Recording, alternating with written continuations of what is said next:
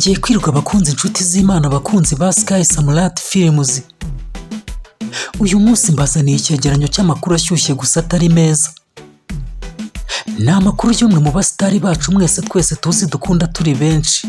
Uwo muhanzi nta wundi ni Yamano cyangwa se Waboy. Mbere y'uko ntangira iki cyegeranyo mbanje kubiseguraho kubw'igihe kinini gishize mutabona ibyegeranyo byacu. Amakuru agezweho kuri Sky Samrat Films.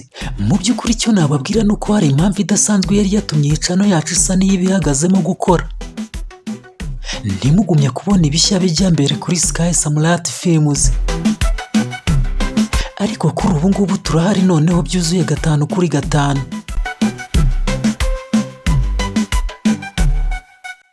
Gusa ndabashimira cyane, sinabura kubashimira uburyo ki mwagumye gukomeza kureba ibiganiro byacu byose, video ziri ku muyoboro wacu wa YouTube. Mu by'ukuri mwarakoze cyane, asante sana, Imana ibahe umugisha utagabanyije, muraba agaciro kanini kuri twe.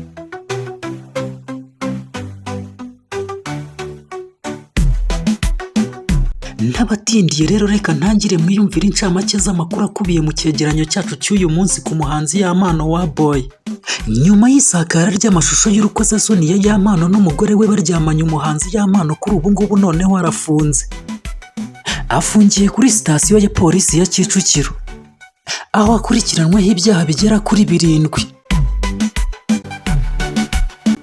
Reka twumve icyo umuvugizi wa RIB avuga kuri kesi ya Yamano iby'ifungwa rya Yamano uko bimeze. Tariki 16 Gicurasi uyu mwaka RIB yafunze Uworizagwira Florien, umuhanzi uzwi ku izina rya Yamano, akurikiranyweho ibyaha 7.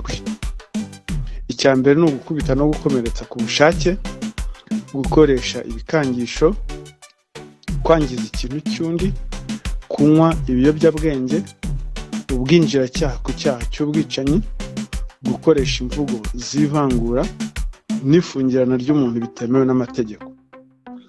Uyu rero uregwa ari we Uworizagwira Florien, afungiye kuri sitasiyo ya RIB ya Kicukiro mu gihe dosiye iri gutunganywa kugira ngo yoherezwe mu bushinjacyaha.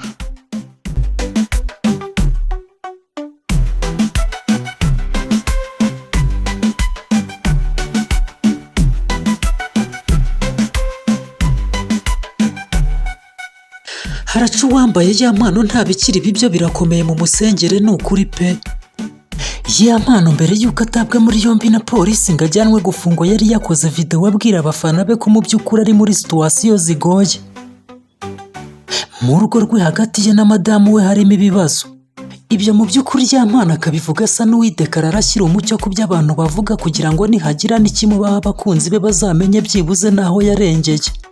Yamano asa n'ucira ku mayange abafana be ko hari ibigiye kumubaho bidasanzwe, ndetse ko ashobora no kuba yanafungwa kandi bigizwemo uruhare na Vava umugore we kubwo bwumvikane buke hagati yabo bombi.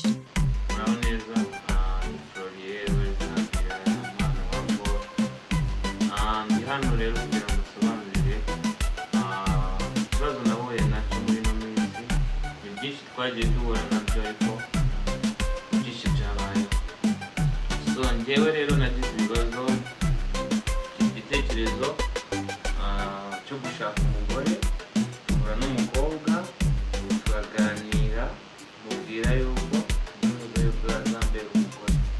Arambwira ati nanjye nakubera wambere ku mugabo. So ikintu cyabayeho ni amakosa, ariko nanone njye numvaga atari amakosa kuko numvaga ni umuntu mukuru, nanjye ndi umuntu mukuru, ntabwo nazana umugore ntashoboye inshingano z'urugo, ntabwo nazana umugore ntashoboye kubaka urugo. Ariko ikintu cyabayeho, umugore yaje mu buzima bwanjye, ateranya n'inshuti, ateranya n'abavandimwe mu buryo ntabasha gusobanura, mvuge ngo yarambwiye ngo nguriya, ariko yankorera gutuntu, namwe murabizi muri abantu bakuru, ku buryo ancomekanya n'abantu. Ibazeho umuntu ageraho akwangisha ababyeyi. Ibyo twarabirenze, ndavuga ati niba udashaka ababyeyi mu rugo iwacu, ubundi ababyeyi ntabwo ari bo bantu bake, ninjya mbakumbura, ninjya kubasura, si ngombwa ko bazana. Muzi ibintu byose byabayeho, twagize gutya duhura n'ikibazo video bijya hanze yacu turi mu gikorwa cy'abantu bakuru, ariko mu by'ukuri iyo video yabaye intandaro y'ibintu byose. Umugore ntabwo yongeye kunyumva, umugore ntabwo yongeye kunyubaha, mbese video yayigize icyitwazo n'ikikango cyo kumbwira uko nitwara kose, umaze kwiyereka n'ukora ikintu cyose nzagufungisha. Nimugumye mutege amatwi neza y'Amano mwumva iki kibazo cye, hasigaye mujye muri comment mwe mutubwire uko mubyumva. Gusa uyu muhanzi y'Amano ibyo arimo atubwira byose niba ari byo koko ari ukuri, yaragendesheje ari mu kaga. Nagerageje uko nshoboye shaka inshuti, mfite manager wanjye witwa James aba muri Amerika, yaramaze iminsi mu Rwanda. Mpamagara James, mpamagara mu rugo, turaza twiga ku bibazo bya hano, ndababwira ati rero ikintu cyiza gitera akaduruvayo mu rugo rwa hano si uko turwana cyane, ahubwo tuba turi kuganira ku bintu runaka tutari kumvikana, umugore akavugira hejuru nk'aho ari gutabaza. Nkamubwira nti ariko kuki kuvugira hejuru, wajya uvuga gake niba ushaka ko dukemura ibibazo ukareka kuvugira hejuru. Ibyo byose twarabirenze. Noneho tuza kwiha umwanzuro wo kuvuga yuko umuntu niyongera gukora ikintu kidasobanutse icyo ari cyo cyose, buri umwe wese azava njyewe nagiye ku kazi, ngiye ku kazi. Guys, ikibazo cya y'Amano n'umugore we cyo kutumvikana cyamaze gufata indi ntera, kuko muranabyiyumviye neza ko avuze yuko yahamagaye n'imiryango bakicara ngo barebe ko bakemura ibibazo, ariko bikanga bikananirana. Gusa ariko nanone by'umugore n'umugabo ntawabyitereramo, umugore n'umugabo ni agati gakubiranye.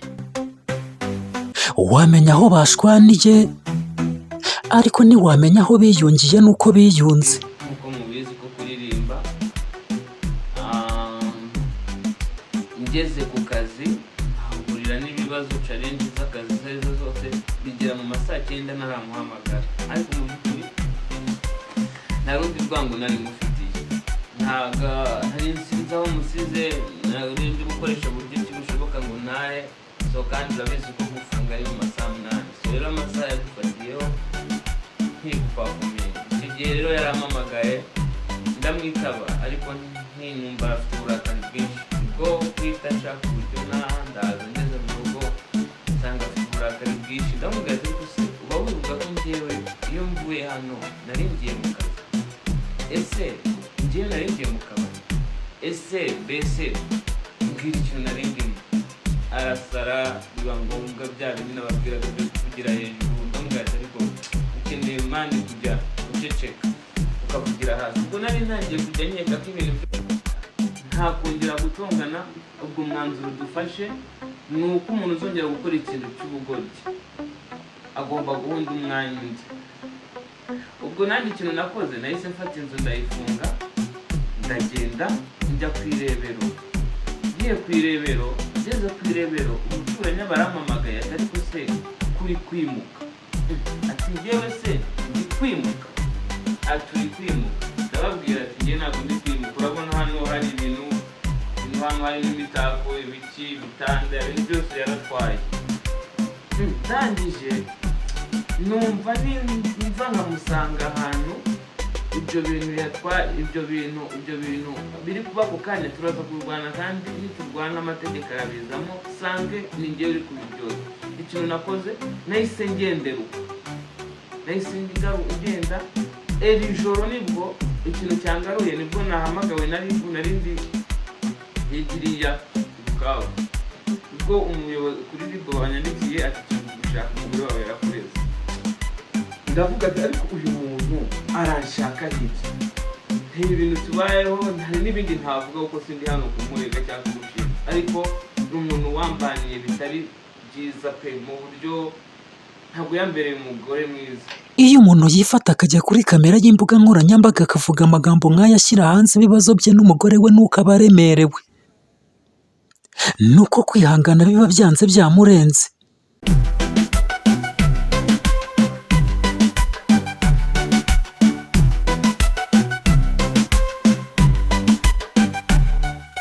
Iki ikigaragara ni uko hagati y'aba bombi Yampano n'umugore we harimo umuntu urimo ukorera mugenzi we ihohoterwa kandi bitari kera azafatwa ahanwe n'ubutabera bw'igihugu cy'u Rwanda kuko burakora ntabwo bubereyeho umurimbo.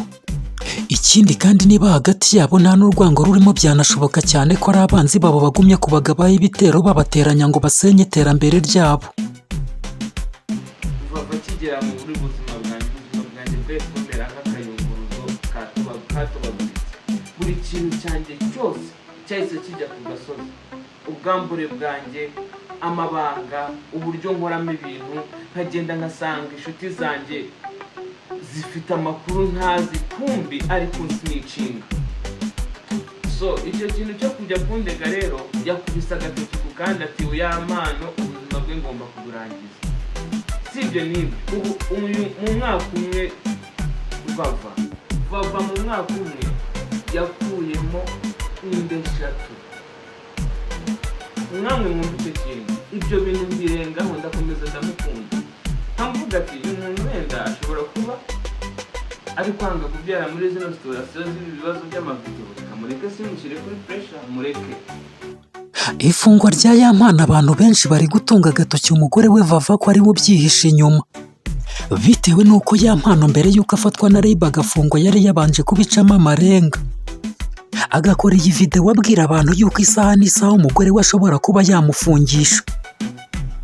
Nguko uko yabivuze. Ubwo ngubwo ikintu naketse yaratwite inda iri mu mezi 5, kandi buri gihe ashaka gukuramo inda arandiranje cyane, akanira stress, agashaka impamvu zituma ava mu rugo akagenda akazagaruka inda yaravuyemo.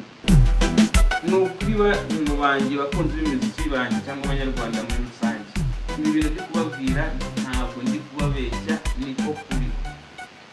Hari n'abantu bamuzi nk'uko ntabwo umuntu uziva ari kugenda standing ibintu byo kuvuga. So ikintu nababwira ni mwumva ngo nafunzwe cyangwa nagize ite, ntimugire ubwoba, ndahari kandi ndahari. Niyo banjyana icyo nicyo ni Uwiteka abereyeho guca imanza abana b'abantu niyo batabishobora cyangwa babera cyangwa batabera, ariko Uwiteka arahari ngo aducire urubanza. Murakoze kandi ibihe byiza, Uwiteka abahe.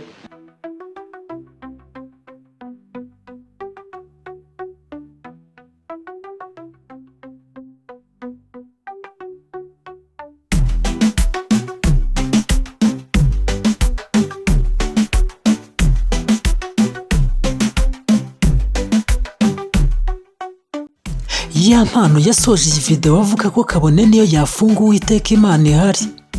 Ntibyatinze rero koko yahise atabwa muri yombi, kuri ubu ngubu arafunze. Aha wakwibaza ngo ese ubundi Yampano ibyaha 7 byose RIB yavuze akurikiranweho koko yarabikoze? Reka twumve Vava umugore wa Yampano w'icyo abivugaho. Gusa ngo Yampano yaramugonze n'imodoka nyuma yo kumusohora mu modoka bapfa telefone. Vava yitegeye umumotari Yampano arabakurikira arabagonga. Aha ngaha mbafitiye amajwi ya Vava ari kuri telefone avuga ku bya kesi ya Yampano hari uwabimubazagaho. Reka twumve uko yamusubije.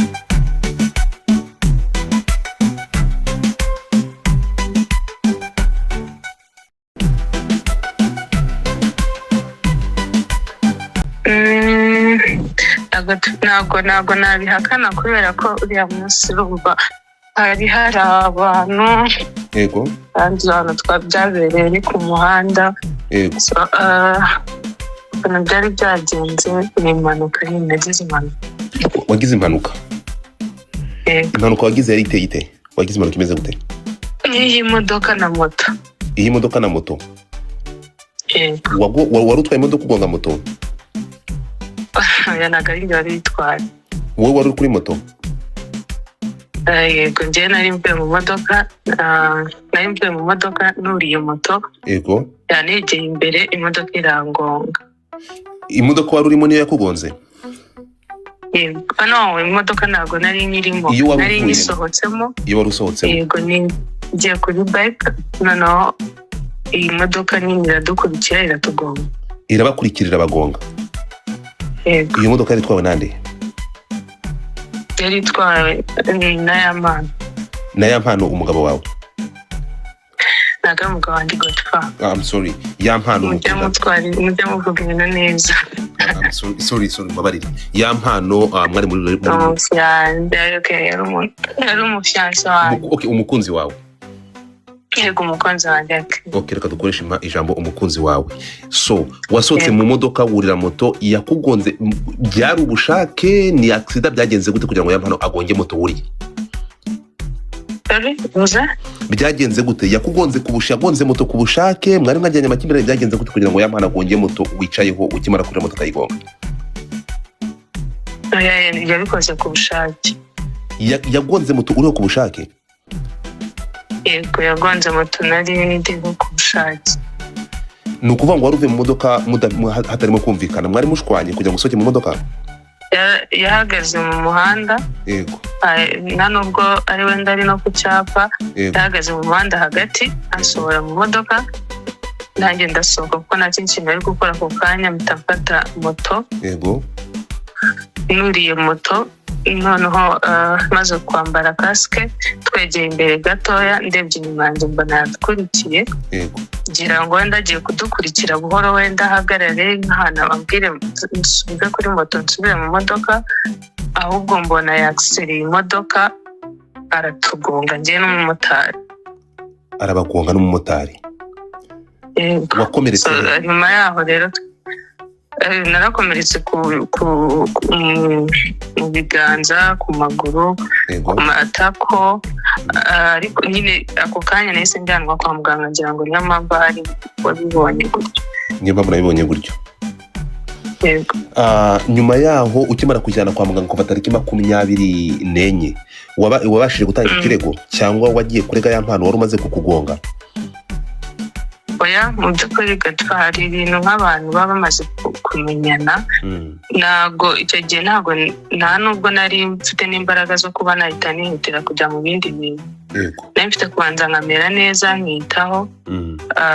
Nyuma y'uwabikoze asabye imbabazi rero, kubera ko hari ibindi nagombaga kwitaho cyane ndi gukurikirana, biba ngombwa ko nabiha umwanya ko icyo gihe. Hanyuma amakuru avuga ko mukimara kuva ku bitaro ukajya mu rugo, mukigera mu rugo yagufungiranye hanyuma akakwambura telefone, bifitanye isano n'ukuri?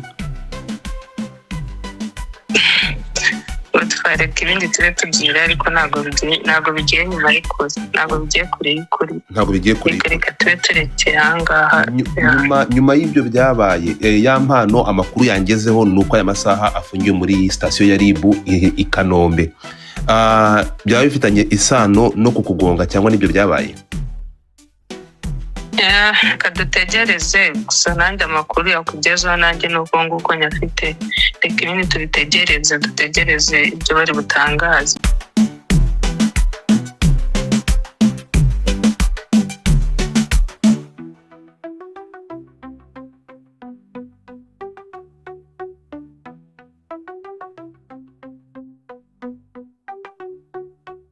Ngayo nguko rero ibya Yampano n'umugore we nuko bimeze.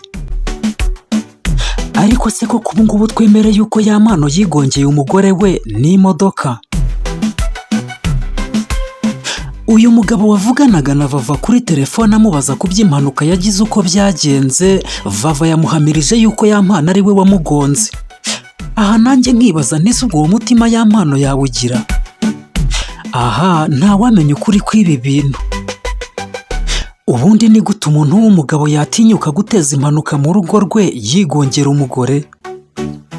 Iby'ifungwa rya Yampano Vava abajijwe niba ari bubiri inyuma bifitanye isano n'impanuka yateje amugonga. Gusa Vava yanze kugira icyo abivugaho gifatika, ariko avuga ko bitagiye kure cyane yabyo. Reka dutegereze Yampano ajyanwe mu bushinjacyaha tumenye neza ngo ibyaha birindwi akurikiranweho ibimufata n'ibingahe.